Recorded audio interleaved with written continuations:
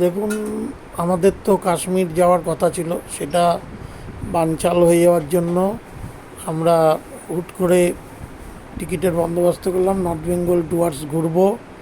তা সেই উদ্দেশ্যে আমরা রাধিকাপুর কলকাতার যে এক্সপ্রেস আছে সেটা টিকিট কেটে আমরা শিলিগুড়িতে চলে এসেছিলাম বারসই জংশন হয়ে। বারসই জংশনে আরেকটি ট্রেন চেঞ্জ করে এসেছিলাম, তারপর আমরা বন্ধন গেস্ট হাউসে ছিলাম। সেটা খুবই সুন্দর জায়গার, মানে লোকেশনটা খুব কাছাকাছি স্টেশনের। এবং আমাদের শিলিগুড়ির হংকং মার্কেটও আমরা দেখতে গেছিলাম। শিলিগুড়িতে থেকে আমাদের উদ্দেশ্য ছিল শিলিগুড়িতে যখন সুযোগ পাওয়া গেছে শিলিগুড়িতে একদিন কাটানো, তা এরা কম মানে রিজনেবল রেটে এই মানে হোটেলে থাকা যায়।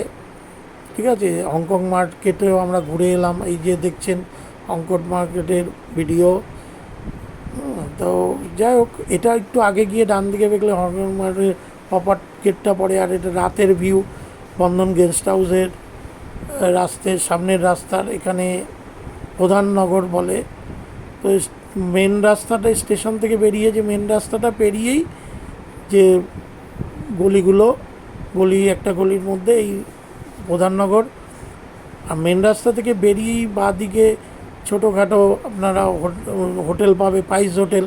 সেখানে আপনারা রাতের খাওয়াও খেয়ে নিতে পারবেন। এই বন্ধন গেস্ট হাউসের বারান্দায় বসে আমি পরের দিন যে আমরা যাব নিউমাল জাংশনে, সেই ট্রেনের কথাটা বলছি। এটা হচ্ছে যতদূর সম্ভব এই ট্রেনটা হচ্ছে সিকিম মহানন্দা এক্সপ্রেস। ঠিক আছে।